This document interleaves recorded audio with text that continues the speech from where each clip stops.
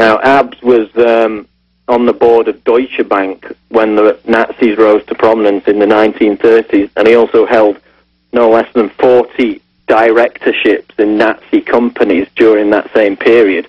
He was also on the board of IG Farben, who, of course, made the Zyklon B gas, held the patent to it, which was used to kill the concentration camp victims.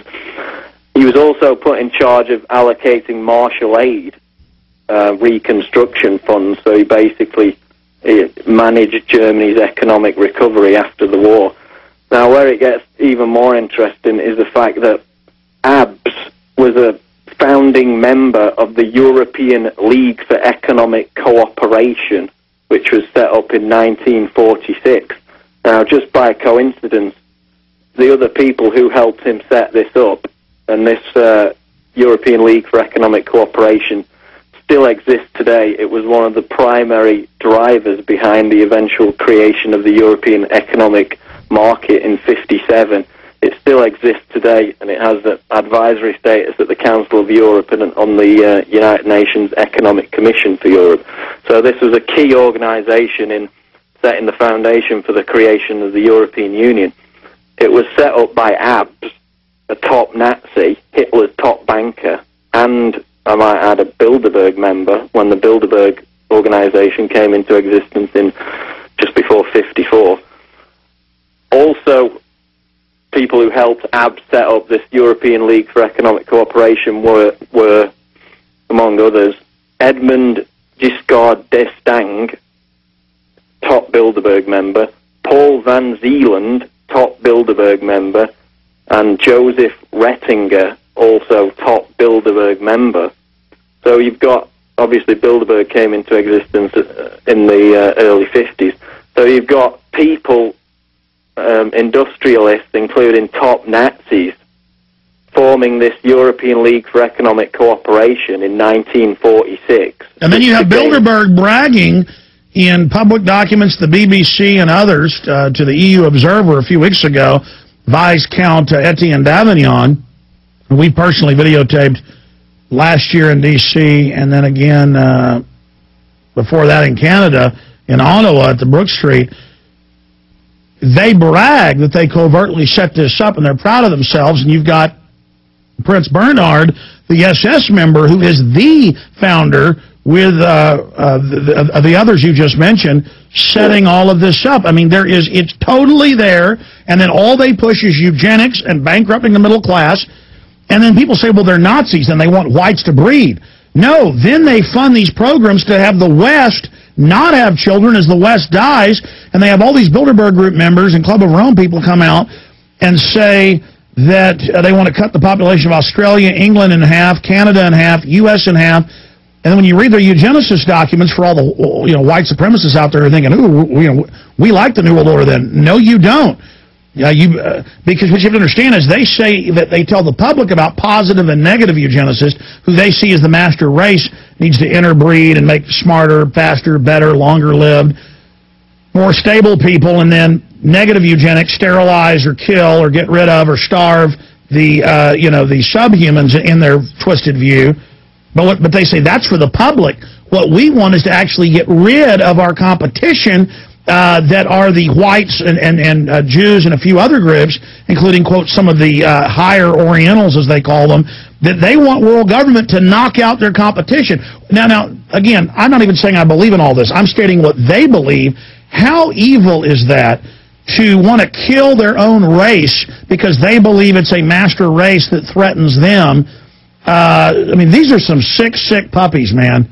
These are some sick, sick, sick, sick, sick people, Paul. Right, and knowing the origins of their ideology, it's no surprise, because as you mentioned, okay, we've got top Nazis and future Bilderbergers creating this European Economic Group in 1946. By the early 50s, when they start to meet and plan all this through the Bilderberg Group, they start talking about, quote, pressing need to bring the German people together with the other peoples of Europe into a common market. And these documents came out of the 1955 Bilderberg meeting documents which have now been released by the WikiLeaks website, which we reported on last week. So in 55, they're talking about creating a European common market, but not by the creation of a new authority. They said it's got to be done via a treaty, otherwise we're not going to get it done. So lo and behold, 2 years later, 1957, the first incarnation of the European Union, the European Economic Community, is passed via the Rome Treaty. Also, in the 55 Bilderberg documents, it talks about, quote, it might be better to proceed through the development of common market by treaty. I've talked about that. It also talks about the need to create a single European currency. And this is in 1955. The single European currency was only proposed in 1992. That's when it was first proposed. And by the way, I'll make this point I make routinely, Paul. This is so important. We'll go back to what you were just saying. Remember in 2007, in all the capital cities of Europe, they had giant parades for 50 years of the euro, and people, nobody showed up, and it was empty streets, and they said, for all the fireworks displays and parades, they said, but we thought this thing just started in 2000. How is it 50 years of the euro?